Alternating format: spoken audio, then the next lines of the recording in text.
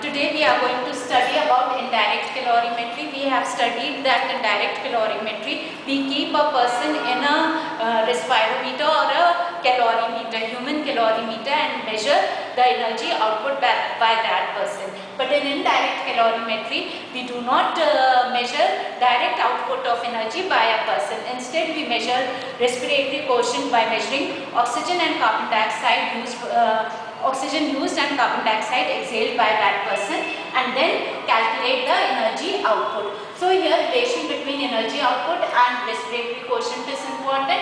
Since the caloric value of 1 liter of oxygen consumed by a person in oxidation of nutrients is known, and tables indicating caloric value of 1 liter of oxygen for varying RQ levels are available. So from those tables we can see how with a given respiratory quotient what is the energy obtained or given off by a person. So from there we can obtain that energy value and then calculate the amount of energy given off by a person. So for varying RQ values, the energy output can be measured from the tables, and then the energy output can be calculated. The respiratory quotient is equal to volume of carbon dioxide produced upon volume of oxygen consumed by a given person. When carbohydrates are oxidized in our body, the respiratory quotient is 1.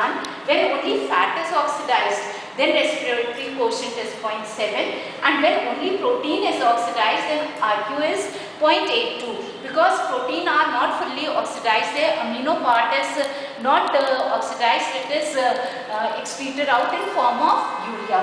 Therefore, the RQ of the energy obtained from oxidation of protein is less. So, when RQ is around 0.82 under basal conditions, then the body is oxidizing around 50% of carbohydrates, 40% of fats, and proteins are oxidized to about a value of 10%. In diabetes mellitus, the RQ falls because more of fats are oxidized in our body because the person is unable to utilize carbohydrates.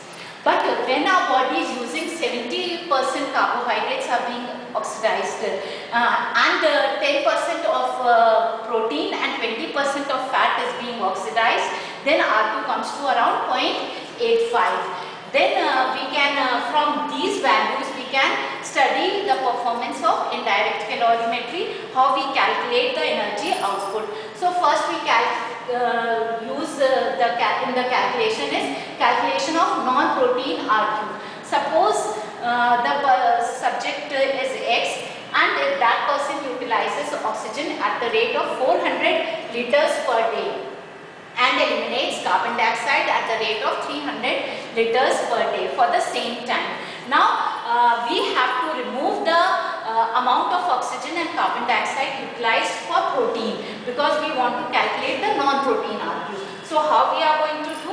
We will measure the urinary nitrogen for the same period for that day, which comes that output comes to around 12 grams in 24 hours or in a day because of incomplete metabolism of protein.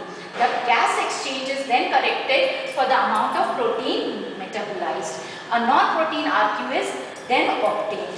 So 1 gram of urinary nitrogen represents combustion of an amount of protein which would require 5.92 liters of oxygen.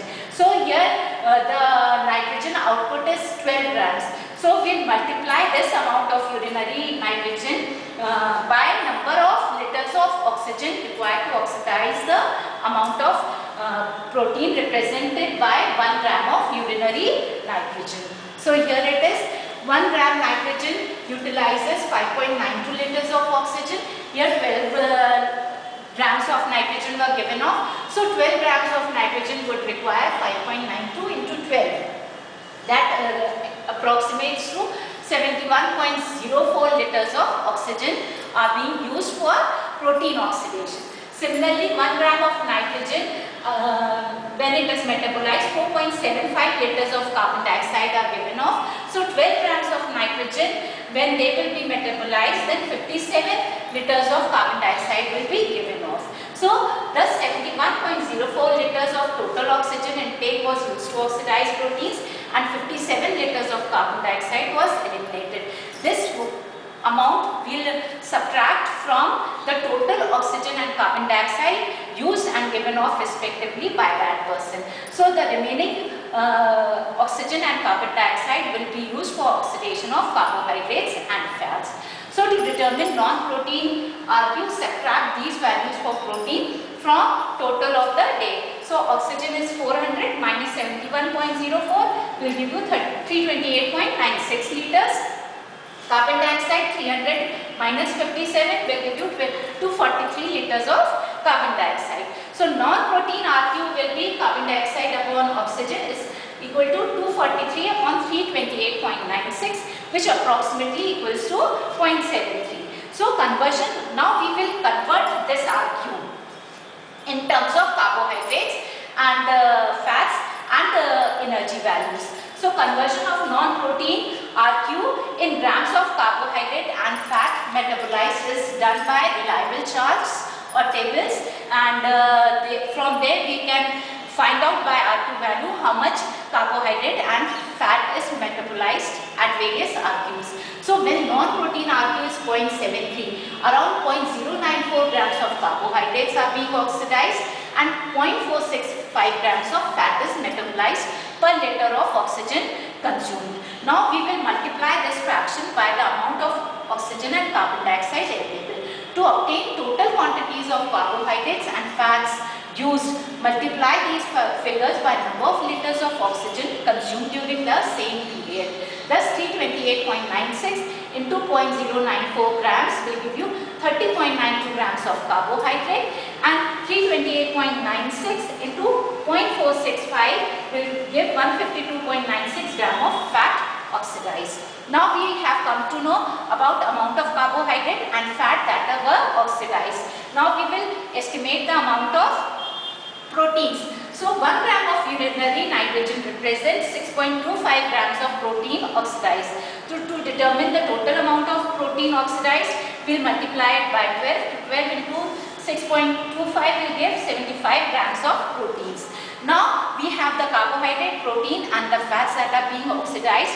We will multiply them by the energy they give out when they are oxidized. So carbohydrates give 4 kilocalories, so 30.92 multiplied by 4 is equal to 123.68 kilocalories. Fats is 152.96 multiplied by 9 is equal to 1376.64 kilocalories of energy, and proteins is equal to 75 into 4 because they give 4 kilocalories. Then it comes to 300 kilocalories of energy. So total energy produced by a person is 1800 kilocalories. This is the performance of indirect calorimetry.